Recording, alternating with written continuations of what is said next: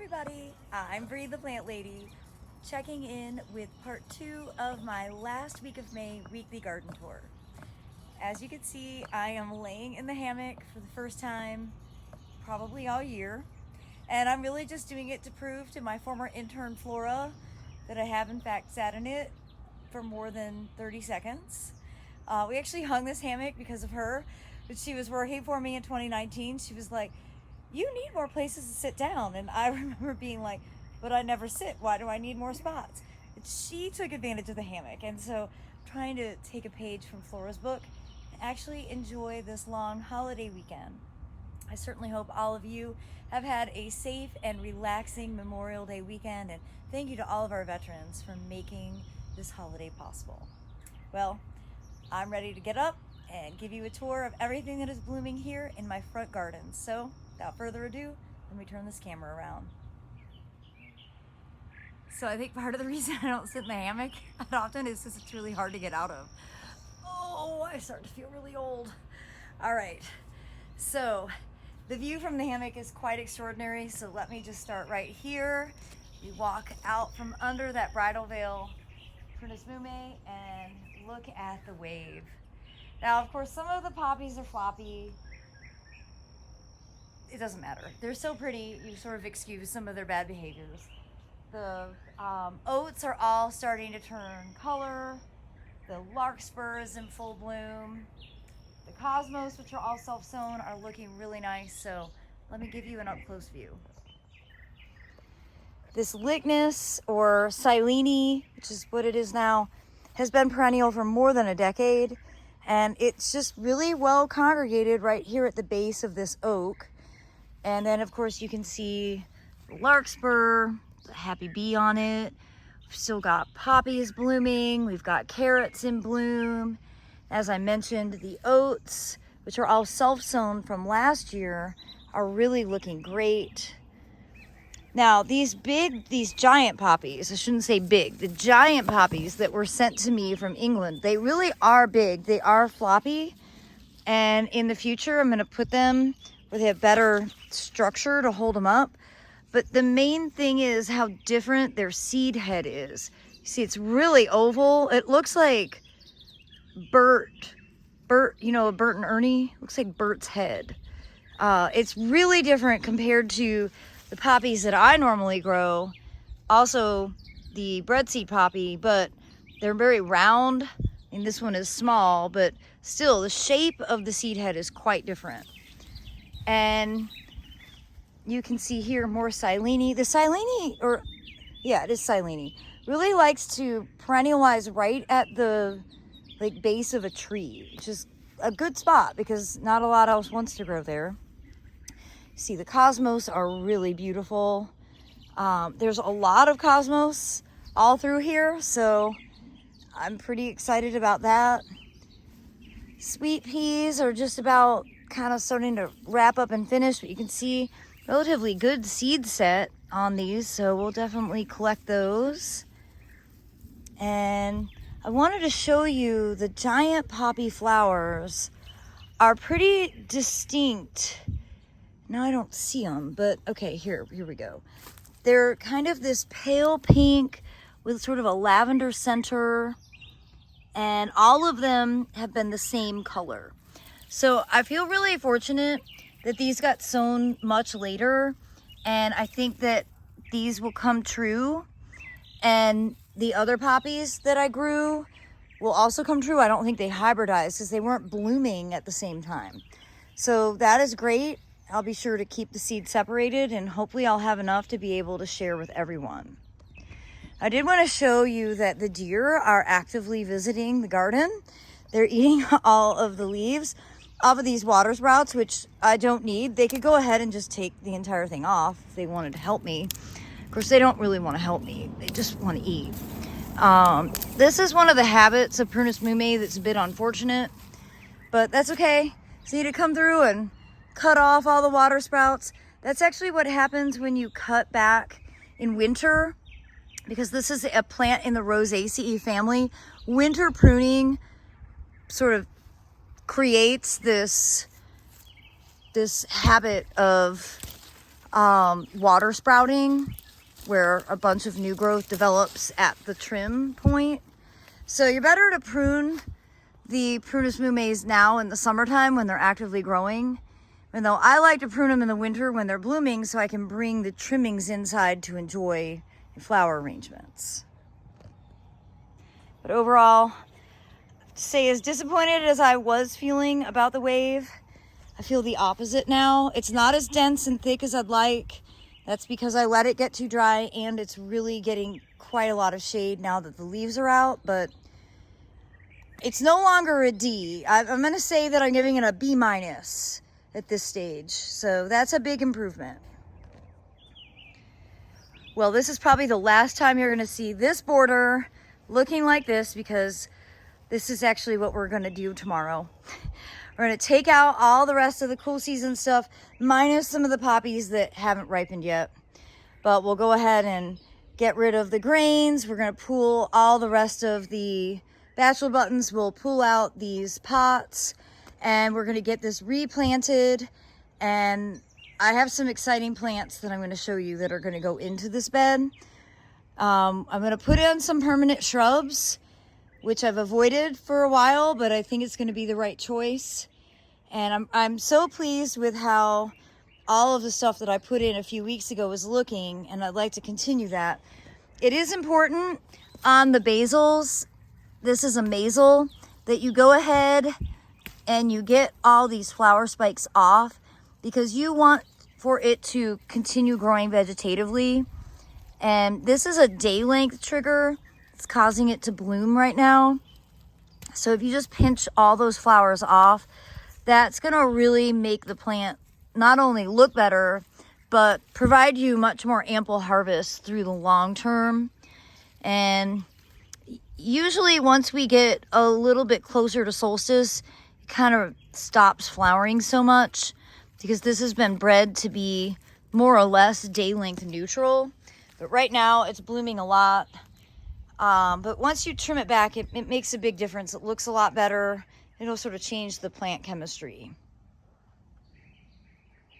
All right, exciting plant alert. So I got some gomphrenias.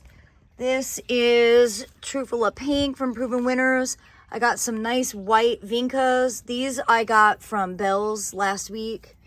These are actually gonna go to the backyard. But then what I'm gonna put in as the shrub is this Hydrangea paniculata, which is Strawberry Sundae from First Editions.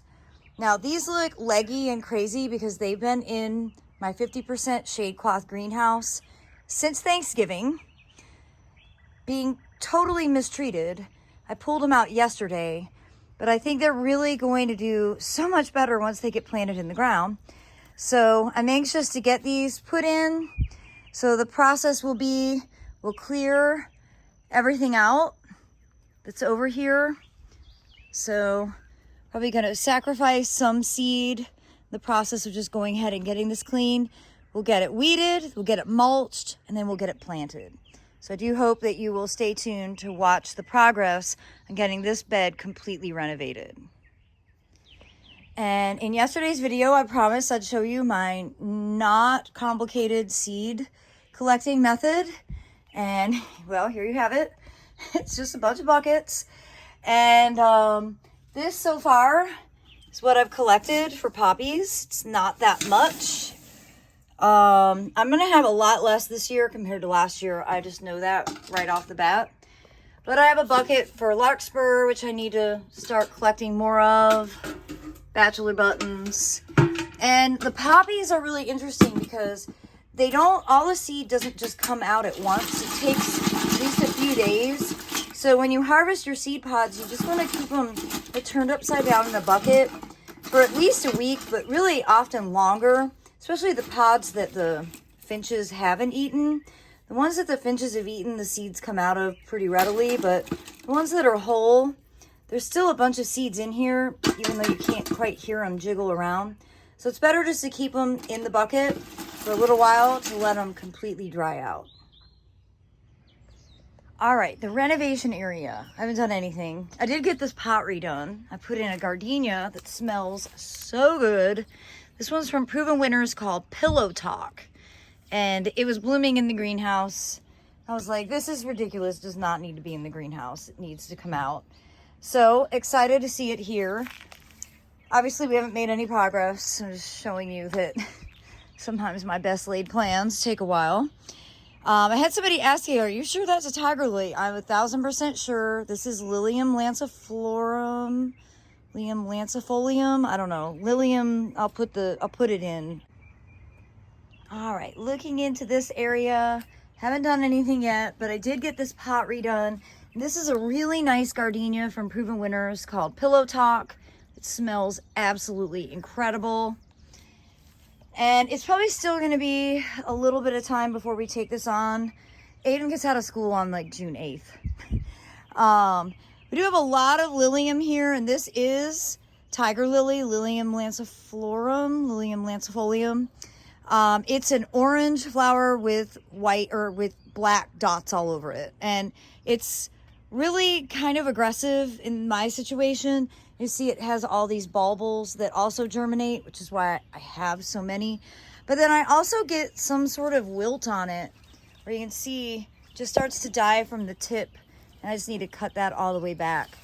But really, I plan on removing all of these, but I'll probably let them bloom before we go ahead and remove them all. But I don't want these here, and I certainly don't need this many. And if I leave this many, next year it'll be double that, and the following year it'll be double that. Like, these are a bit too aggressive for what I would want in a plant. I'd rather there be more room for the crinum, which just keeps on putting new flowers up, and you can see new buds forming constantly. I would like this entire corner to just be crinum. That's the showy plant here. And this is definitely getting like wild and crazy and dark, and it just is in desperate need of being renovated. So I'm glad it's on our list. We'll get done. It's gonna feel really good when we do it. So I wanted to show you the Phlox paniculata bright eyes over here in deep shade. And I have not pruned this at all. This does not get a Chelsea chop.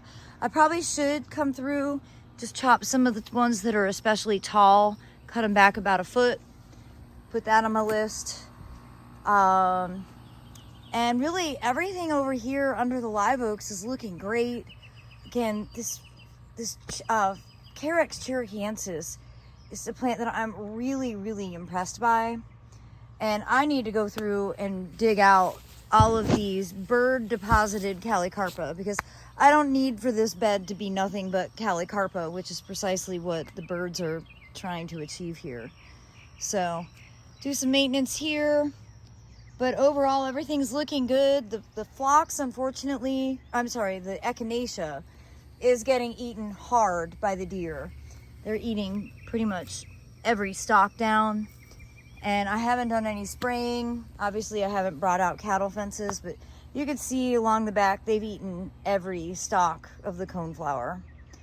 So I guess that was inevitable.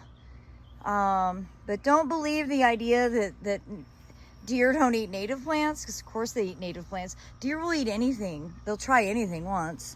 And if they like it, they'll just keep on eating it. There's not a lot to show you here, but I did want to show you these pretty Shasta daisies, which I got from Walter's Gardens. I don't remember the cultivar name anymore, but they are so cheerful and lovely, and this section never gets any water at all. Everything in here is really, like, you have to have a will to want to live in this section of the north side border. The penstem and smalley eyes look really nice. And that Rudbeckia, I was planning on moving to the next door property because they get really big. And, well, we have to build some beds before we can actually have room to put them in. But I would like to get these moved from here because they're really not the right scale for a border that's this size. Overall, I think the north side of the house for being basically zero maintenance, or I should say it maybe gets like a half an hour of maintenance a year. It's looking pretty doggone good. Well, here's another big patch of Phlox paniculata bright eyes that also has not been chopped at all. Looks like maybe the deer have eaten some of the edge and it's starting to grow back, which that would be fine. If the deer just want to nip this down, that would help me. That's not really how they operate. But this is small because the soil profile hasn't really been improved much, and this does not get watered like at all. You really have to be capable plant to live out here in the shrub border. And I'm pretty amazed at how large these quote dwarf crepe myrtles are. I guess maybe if you pruned them, you could keep them more smaller. But they're growing out to get to be quite some size. And of course you can see that Lychnis coronaria, or the Silene coronaria, kind of seeding all along the edge. We've got the tiger eye sumac that's sort of naturalizing, along with Pycnanthemum mudicum, more phlox. And I'm quite pleased with the ground plane coverage, but I think I could still do better. So as we start moving plants around, we'll shove more sedums out here. See, these sedums are looking a little bit rough, and I think that's just because it was dry for so long. I'm not exactly sure. They have some sort of leaf issue happening right now, but they're sedum. I have no doubt they'll recover. They have a will to live. And you can see that Pycnanthemum mudicum has really started to take off. I planted this about 4 years ago, and the goal was just for it to meander and fill in the gaps, and it really does like this kind of shady to part shade condition. So just got to get some more plants put in here so that we don't have any open mulch space and there's no opportunity for the grass to run in and invade. Now, one of the things I was hoping would disappear on its own, but it hasn't, is all the dead wood from this Lespedeza. So I do need to come out and cut all this off just so it doesn't look like such a mess. See, I don't see this from my spot on the couch, so it isn't a big priority, but I want to be a good neighbor, keep the gardens looking clean and tidy. And just for your reference, this is what that sedum kamchaticum should look like. See, this looks healthy, doesn't have brown spots all over it.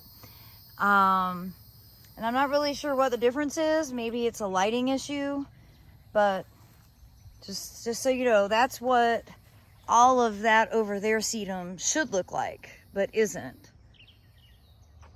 Well, we had some strong wind with storms, though we didn't get that much rain. We got like less than a half an inch, but you could see the eucomis all got blown over, but I'm sure that'll all recover. And everything in this shrub border is filling out great. You know, again, the goal is ground plane coverage. So I've got some open space here that I could probably plug in a few things. I still want to make my pathway through this area.